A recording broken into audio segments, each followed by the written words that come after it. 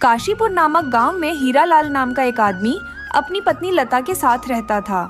हीरालाल गांव का मुखिया था। उसका जीवन बहुत खुशहाल था। उसके पास धन की कोई कमी नहीं थी, लेकिन अभी तक वो दोनों संतान सुख से वंचित थे।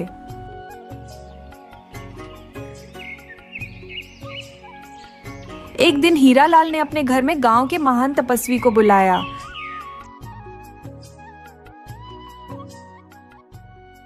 साधु महाराज, मैंने अपने जीवन में सब कुछ पा लिया है जिसकी मुझे जरूरत थी। बस अब कमी है तो सिर्फ एक संतान की। ये कमी हम दोनों पति पत्नी को अंदर ही अंदर खाए जा रही है। बेटा, मैं जानता हूं तुम्हारे पास सब कुछ है, धन दौलत जमीन जायदाद, लेकिन तुम्हें कोई संतान नहीं है, इसलिए तुम दोनों हमेशा दुखी रहते हो। आपने बिल्कुल सही कहा बाबा। हमें किसी भी चीज की कमी नहीं है। कमी है तो सिर्फ एक संतान की। साधु महाराज, आप बस हमें इतना बता दीजिए कि हमारे भाग्य में संतान सुख है या नहीं। तपस्वी लता और हीरालाल के बातें ध्यान से सुन रहा था। उन दोनों के माथे को गौर से देखते हुए तपस्वी बोला, हाँ मेरे बच्चों, तुम दोनों के ही नसीब में संतान सुख है। आज मैं तुम दोनों को आशीर्वाद देता हूं। जल्दी ही तुम्हारे घर में एक शिशु का जन्म होगा। तुम दोनों को संतान सुख जरूर मिलेगा।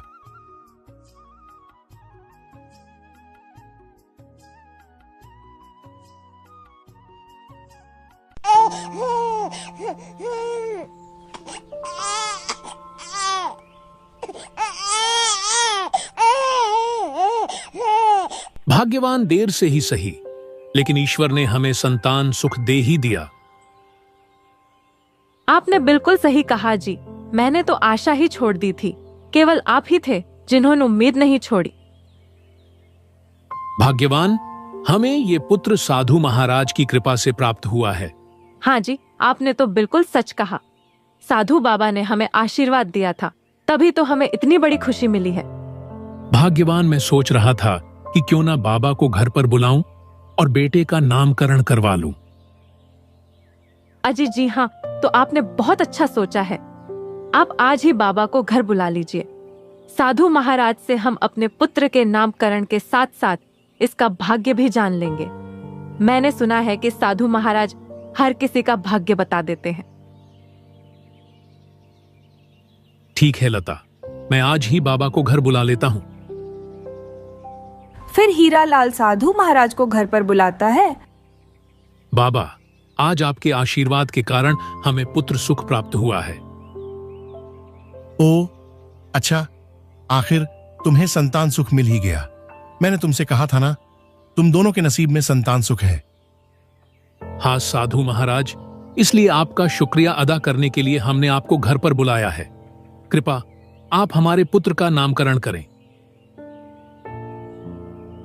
साधु महाराज हीरालाल और लता के बच्चे और ध्यान से देखते हैं और बोलते हैं, ये बच्चा ऊपर वाले का अंश है, इसलिए इसका नाम शुभांश होगा। शुभांश? अरे वाह, कितना अच्छा नाम है। बाबा, कृपा हमारे बच्चे का भाग्य देखकर बताएं। मैंने सुना है कि आप लोगों का भाग्य भी बताते हैं। ठीक है बेटी, मैं अभी इस बच्चे का भाग्य बताता हूं। यह बच्चा अपने पिता का दूसरा स्वरूप है। कोमल मन, निश्चल विचार और निर्मल वाणी होगी इसकी। यह बच्चा बहुत तरक्की करेगा। यह तो बहुत ही बुद्धिमान है।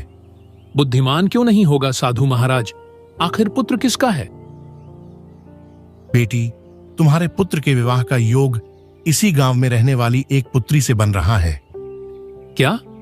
इसी गांव में रहने वाली बेटी के साथ? लेकिन बाबा, इस गांव में तो हमारे बराबरी का कोई है ही नहीं। फिर वह बच्ची कौन है जिससे हमारे पुत्र का विवाह होगा? उस बच्चे का जन्म इसी गांव में 5 महीने पूर्व घड़े का व्यापार करने वाले परिवार में हुआ है। उसी कन्या से तुम्हारे पुत्र का विवाह होगा। ठीक है बेटा, अब मैं चलता हूं। मुझे आश्रम में कुछ काम है।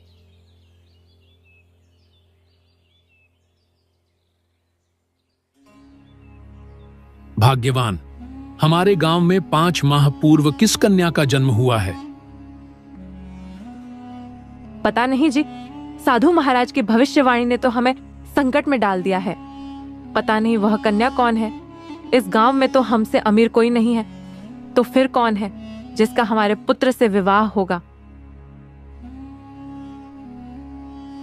अरे लता, साधु महाराज ने बताया ना कि कन्या का जन्म घड़े का व्यापार करने वाले परिवार में हुआ है। मैं आज ही उस बच्ची का पता लगाता हूँ। हाँ जी, अब बिल्कुल सही कह रहे हैं।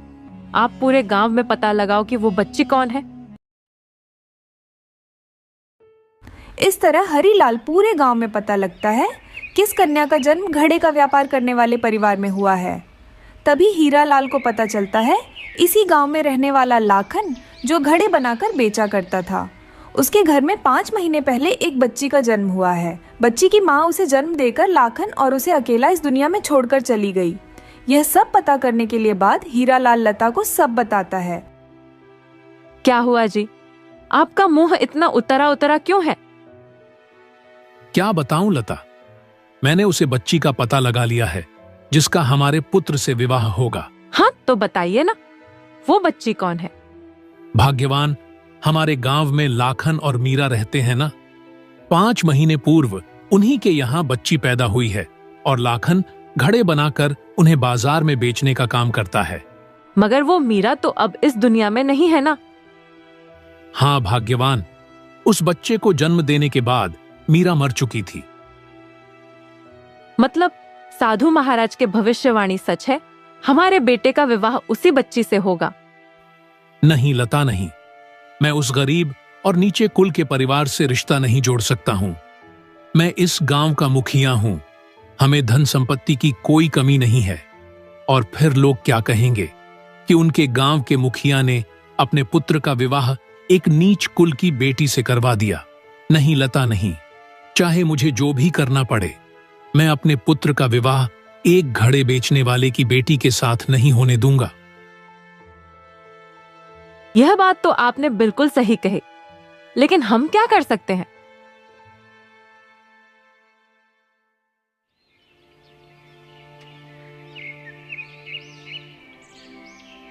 फिर अगले दिन सुबह हीरालाल लाखन के घर जाता है।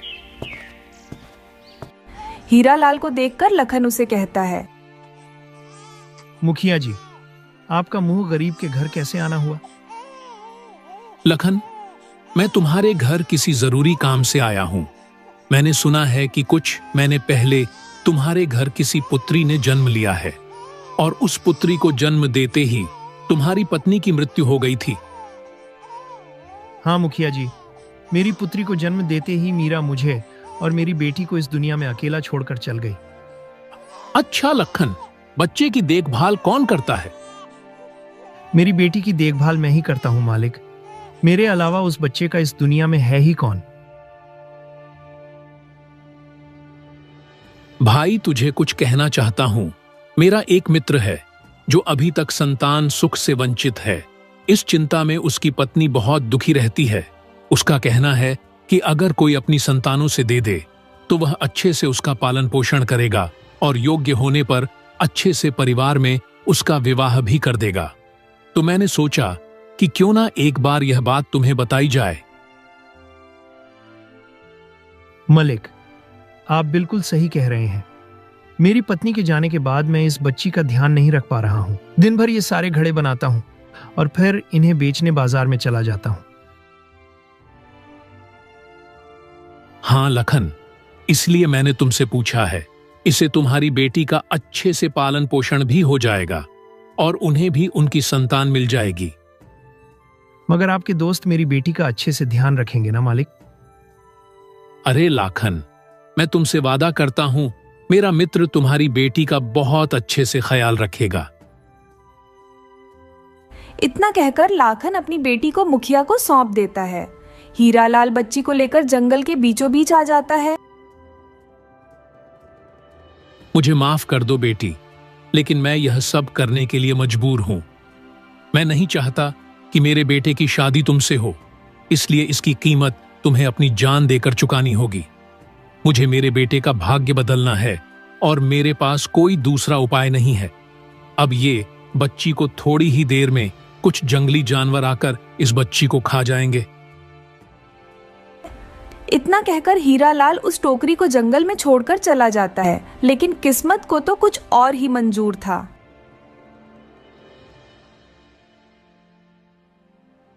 उसी रास्ते से एक मछुआरा गुजर रहा था, जो जंगल के किनारे के तालाब से मछलियां पकड़ता था। हे भगवान, आज मुझे खाली हाथ मत भेजना। काश आज मुझे कुछ ज्यादा ही मछलियां मिल जाएं।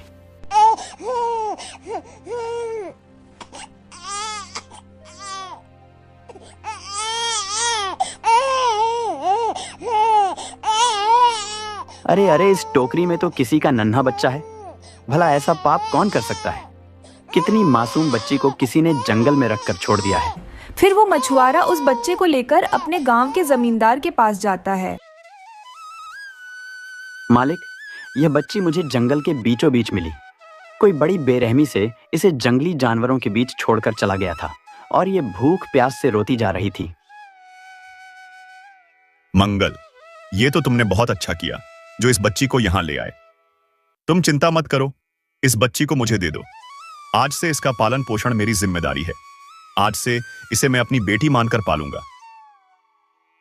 उस गांव के जमींदार की कोई संतान नहीं थी, जिस कारण वो और उसकी पत्नी बहुत परेशान रहते थे। इसलिए वह तुरंत उस बच्चे को अपनाने के लिए तैयार हो गया।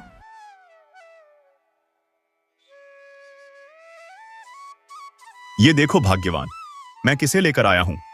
ये आप क्या कह रहे हैं? और ये बच्चा किसका है? ना जाने हमारी किस्मत में संतान सुख कब होगा। आखिर कब तक हम दूसरे के बच्चों से खेलते रहेंगे? काश हमारा भी बचा होता। अरे भाग्यवान, इसे अपनी ही संतान समझो। ये आप क्या कह रहे हैं? और ये बच्चा किसका है? अरे भाग्यवान, आज मंगल मछुआरा मेरे पास आया था। फिर जमींदार ने अपनी पत्नी को सारी बातें बताईं। क्या इस बच्चे को किसी ने छोड़ दिया था? आखिर भगवान ने हमारे सुन ही ली। हाँ भाग्यवान, अब हम इस बच्चे का पालन पोषण बहुत अच्छे से करेंगे। हमारे पास धन संपत्ति की कोई कमी तो है नहीं। कमी थी तो बस एक संतान की, अब तो वो भी हमें मिल गई है। अब हम इसका पालन पोषण बहुत अच्छे से करेंगे। आज से ये हमारी बेटी है। फिर वो दोनों पति पत्नी उस बच्ची को बहुत प्यार से पालते हैं। जमींदार ने उसे बच्ची का नाम मोना रखा।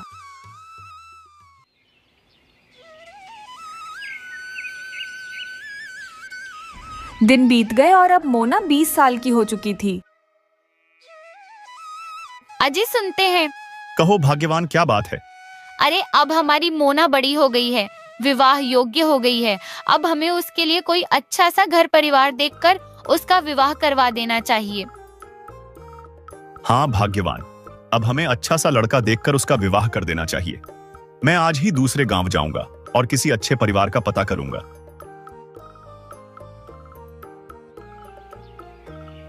फिर जमींदार दूसरे गांव की ओर निकल पड़ा। रास्ते में उसे एक बूढ़ा आदमी मिला। काका, मैं अपनी पुत्री के विवाह के लिए कोई योग्य वर इस गांव में ढूंढने आया था। क्या आप मुझे किसी के बारे में बता सकते हैं? बेटा, इस गांव में तो एक मुखिया जी का बेटा ही है जो बहुत होशियार और बुद्धिमान है। वो तुम्हारी बेटी के लिए एकदम सही वर होगा। ठीक है काका, मैं अभी मुखिया जी के घर जाता हूँ। फिर जमींदार मुखिया जी के घर जाता है। प्रणाम मुखिया जी। प्रणाम प्रणाम भाई साहब। लेकिन आप कौन हैं? मैंने आपको पहचाना नहीं। मैं आपके पड़ोस के गांव का जमींदार हूं। अच्छा अच्छा, बताइए जबिंदर साहब, मैं आपकी कैसी सेवा कर सकता हूं? मुखिया जी, मैं अपनी बेटी की शादी के लिए लड़का देखने इस गांव में आया था और एक बूढ़े काका ने मुझे आपके घर का रास्ता बता दिया, तो मैं यहां चला आया। अच्छा, तो आप विवाह के विषय में बात करने आए हैं?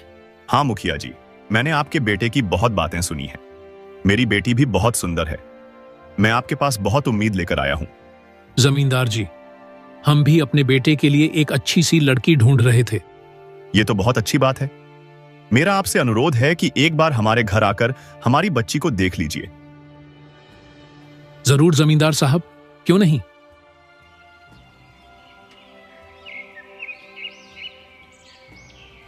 फिर अगले दिन हीरालाल अपने बेटे सुभांश को लेकर जमींदार के घर जा पहुंचा। और उन्हें मोना बहुत पसंद आई। उन लोगों ने मिलकर विवाह भी तय कर लिया। हीरालाल ये देखकर बहुत खुश था कि उसने विधि का विधान बदल दिया, लेकिन कुदरत ने तो अपना करिश्मा दिखाया ही दिया था। कुछ ही दिनों में मोना और शुभांश की शादी भी हो जाती है। यूं ही कुछ महीने बीत जाते हैं। देखा भाग्यवान, मैंने तो विधि का विधान ही बदल दिया। उस नीचे कुल की बेटी से मैंने अपने बेटे की शादी नहीं होने दी। हाँ जी हाँ, बात तो आपने बिल्कुल सही कही। अब हमें चिंता करने की कोई जरूरत नहीं है। अब तो हमारे बेटे की शादी भी हो गई है। क्यों ना हम उन्हें साधु महाराज को बुलाएं, हमारे बच्चों को आशीर्वाद दिला दें। हाँ हाँ भाग्यवान, मैं आज ही उन्हें हमारे घर पर बुलाता हूँ और उन्हें कहूंगा, देखा साधु महाराज, आपकी भविष्यवाणी हमने बदल दी। हमने तो हमारे बेटे की किस्मत ही बदल दी। फिर हीरालाल साधु महाराज को अपने घर बुलाता है। क्या हुआ बच्चों, तुमने मुझे यहाँ क्यों बुलाया है? साधु महाराज, हमने आपको यहाँ बुलाया है ताकि आप मेरे बेटे और बहू को आशीर्वाद दें। इनकी अभी नई नई शादी हुई है। अच्छा, ऐसी बात है क्या? तुम दोनों हमेशा खुश रहो मेरे बच्चों। मेरा आशीर्वाद तुम दोनों के साथ हो। आपका बहुत बहुत धन्यवाद साधु महाराज। ठीक है महाराज जी, अब हमें आज्ञा दीजिए। माँ मोना को हमारा गांव देखना है, इसलिए हम दोनों गांव के बाजार में जा रहे हैं। ठीक है बेटा, तू जा। देखा बाबा, आपकी भविष्यवाणी गलत साबित हुई। भविष्यवाणी गलत साबित हुई? मैं कुछ समझा नहीं बेटा। अरे बाबा, आपने कहा था ना कि मेरे बेटे की शादी इसी गांव के रहने वाले लाखन की बेटी से होगी, लेकिन ऐसा नहीं हुआ। हमारे बेटे की शादी तो पड़ोस के गांव के जमींदार की बेटी से हुई है। अरे नहीं बेटी, मेरी भविष्यवाणी कभी गलत नहीं होती। मैं महान तपस्वी साधु हूँ। मेरे मुंह से निकली हर बात सच होती है, और ये बात भी सच है कि लड़की उसी लाखन की बच्ची है। अरे साधु महाराज, अब आपकी भविष्यवाणी गलत हुई तो बात को मत घुमाइए। हमारे बेटे की शादी जमींदार साहब की बेटी से हुई है, और अगर आपको हमारी बातों पर भरोसा नहीं है तो आप उनसे पूछ सकते हैं। बेटा, मुझे किसी से भी कुछ पूछने की जरूरत नहीं है। सच चाहे जो भी हो, लेकिन ये वही लखन की बेटी है जिससे तुम्हारे बेटे की शादी हुई है। अब मैं चलता हूँ। इतना कहकर साधु महाराज वहां से चले जाते हैं। भाग्यवान, या साधु महाराज ने क्या कहा? कहीं ये वही लड़की तो नहीं? अजी, आप एक काम कीजिए, जमींदार जी के घर जाकर आप उनसे पूछिएगा कि यह बेटी उनकी ही है ना।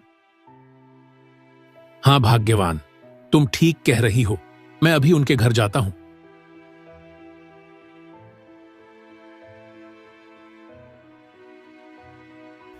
फिर हीरालाल जमींदार के घर जाता है। समधी जी, आप अचानक से यहाँ? सब ठीक तो है ना? सब ठीक है, लेकिन मुझे आपसे एक बात कहनी थी। हाँ हाँ कहिए। मैंने सुना है कि मोना आपकी बेटी नहीं है। लेकिन आप ये क्यों पूछ रहे हैं? हमारे गांव के एक महान तपस्वी ने उसका चेहरा देखकर बताया कि वह आपकी बेटी नहीं है। लगता है समाधि जी को पूरा सच बताने का समय आ गया है। हाँ समाधि जी, मोना मेरी अपनी बेटी नहीं है। वो मुझे घने जंगल में मिली थी। फिर जमींदार ने हीरालाल को सारी बातें बताईं, जिसे सुनकर हीरालाल चौंक गया। कुछ नहीं भाई साहब, मुझे बस इतना ही जानना था। इतना कहकर हीरालाल अपने घर आ जाता है और लता को सारी बात बता देता है।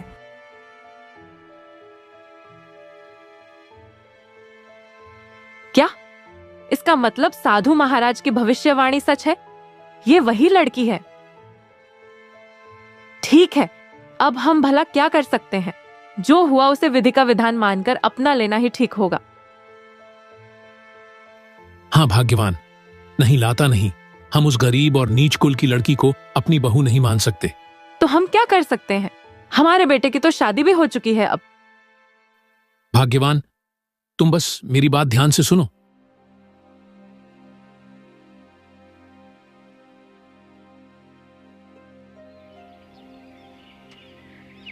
फिर अगले दिन।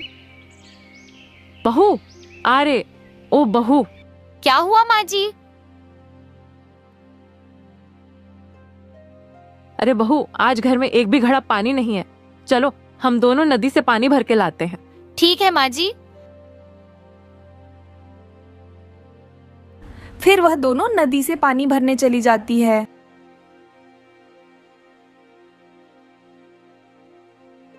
मोना नदी से पानी भर रही है, तभी लता उसे धक्का दे देती है और नदी में बहते हुए दूर चली जाती है और लता चुपचाप अपने घर चली जाती है। अजी सुनते हो, आपने जैसा कहा था मैंने बिल्कुल वैसा ही किया। मैंने मोना को नदी में ढकेल दिया। बहुत अच्छे, भाग्यवान। लता, अगर सुभांश घर आए तो बताना कि तुम दोनों नदी पर गए थे। तभी मोना का पैर फिसला और वह नदी में गिर गई। लता, हम अपने बेटे की किस्मत ही बदल देंगे। वहीं दूसरी तरफ मोना बहते बहते कुछ दूर एक किनारे पर पहुंच जाती है।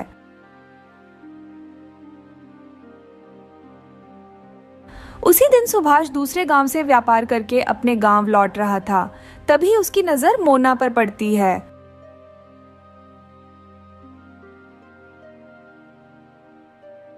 अरे ये तो मोना है। मोना, तुम्हें क्या हुआ है?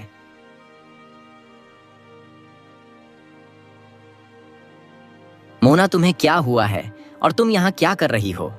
तब मोना शुभांश को पूरी बात बताती है। मोना, मुझे माफ कर दो। मुझे पता नहीं था कि मेरे माता पिता तुम्हारे साथ ऐसा व्यवहार करेंगे। मैं उन्हें कभी माफ नहीं करूंगा। नहीं नहीं जी, आप माँ जी को कुछ मत कहिएगा। मुझे नहीं पता कि माँ जी ने मेरे साथ ऐसा क्यों किया, लेकिन वो मेरी माँ जैसी है।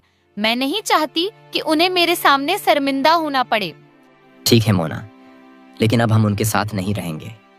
उनको उनके कर्मों को सजा मिलनी ही चाहिए। फिर शुभांश और मोना गांव के बाहर है एक छोटे से घर में रहने लगते हैं। जब ये बात उन्हें पता चलती है तो कुछ दिनों बाद हीरालाल और लता उनके घर आते हैं और आपने किए की माफी मांगते हैं। मोना उन्हें माफ कर देती है और एक बार फिर से वह लोग साथ में अपने जीवन खुशी खुशी बिताते हैं।